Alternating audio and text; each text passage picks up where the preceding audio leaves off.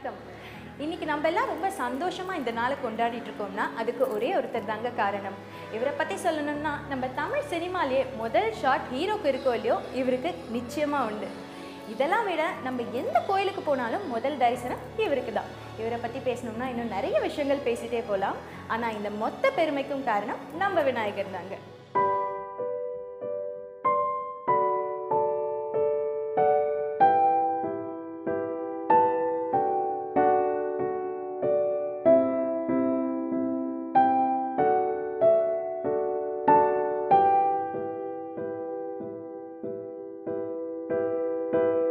எல்லாருக்குமே விநாயகர் தாங்க முதல் கடவுள். எந்த ஒரு நல்ல காரியம் ஆரம்பிக்கிறதா இருந்தாலும் பிள்ளையார் சொல்லி இல்லாமல் நம்ம பண்ணுறதே கிடையாது. அப்படி இருக்க போது விநாயகர் சதுர்த்தி எதனால கொண்டாடுறோம், ஏன் கொண்டாடுறோம்னு தெரிஞ்சுக்க வேணாமா?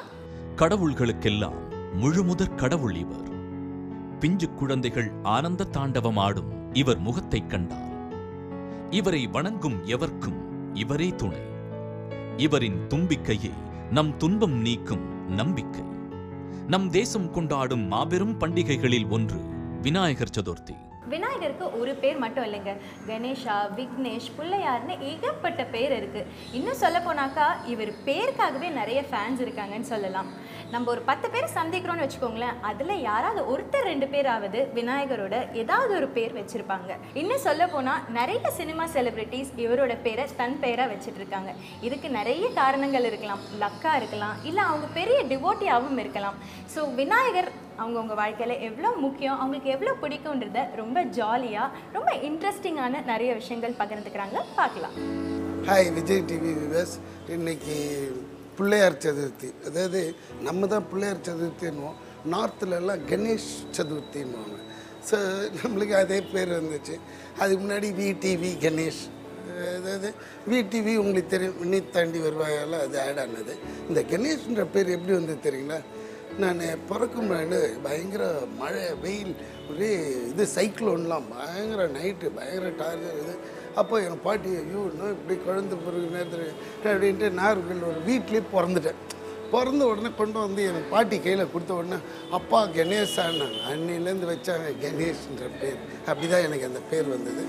பட்டு இந்த பிள்ளையார் சதுர்த்தின்னு எனக்கு ரொம்ப பிடிச்ச விஷயம் என்னென்னா, இதுலேருந்து தாங்க எல்லா ஃபெஸ்டிவலும் ஸ்டார்ட் ஆகும். இப்போ நெக்ஸ்ட் பார்த்திங்கன்னா தீபாவளி, அப்புறம் கிறிஸ்மஸ், அப்புறம் நியூ இயர், அப்படியே பொங்கல் வரைக்கும் ஜாலி தான், ஃபுல் கொண்டாட்டம். ஸோ ஹாப்பியாக இருங்க, ஜாலியாக இருங்க. பிள்ளையார்ன்றவர் முதற்கண் இது எந்த காரியத்துக்கும் நம்ம விநாயகரை கொண்டு தான் போவோம். அது மாதிரி லைஃப்பில் எல்லா என்ஜாய்மெண்ட்டும் இந்த இதுலேருந்து ஆரம்பமாகும். All the best. நேயர்கள் அனைவருக்கும் விநாயகர் சதுர்த்தி நல்வாழ்த்துக்கள்.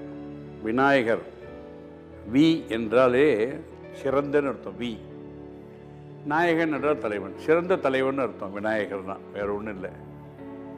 இதை நான் சொல்லலை, கிருபானந்த வாரியார் சொன்னார். அவர்கிட்ட எது நான் சொல்கிறேன். எனக்கு வந்து கணேசன்னு பேர் வச்சாங்க. எப்படி பேர் வச்சாங்கன்னா, எங்கள் ஊரில் ஒரு பிள்ளையார் கோயிலுக்கு தாத்தா கட்டினார். பிள்ளையார் கோயில் கட்டி முடிஞ்சதுக்கப்புறம் அந்த கும்பாபிஷேகமோ ஏதோ பண்ணார். அந்த நேரத்தில் நான் பிறந்ததுனால எனக்கு கணேசன்னு பேர் வச்சார்.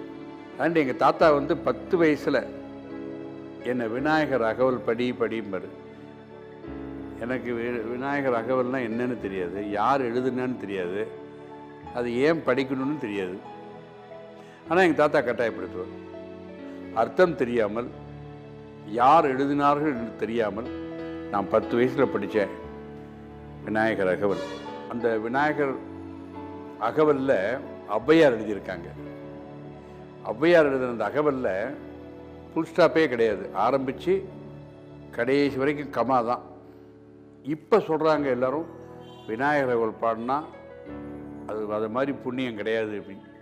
அது என்னமோ தெரியல, 10 வயசில் நான் விநாயகர் அகவல் படித்ததுனால என்னமோ தெரியல, இந்த அளவுக்கு என்ன ஒரு நாடறியும் நல்ல நடிகனாக மாற்றியதே விநாயகர் தான். ஏன்னா எல்லோரும் சொல்லுவாங்க, உங்கள் குரல் நல்லா இருக்குது சார், உங்கள் குரலை வச்சே கண்டுபிடிச்சிடலாம் டெல்லி கணேஷ் அப்படிம்பாரு.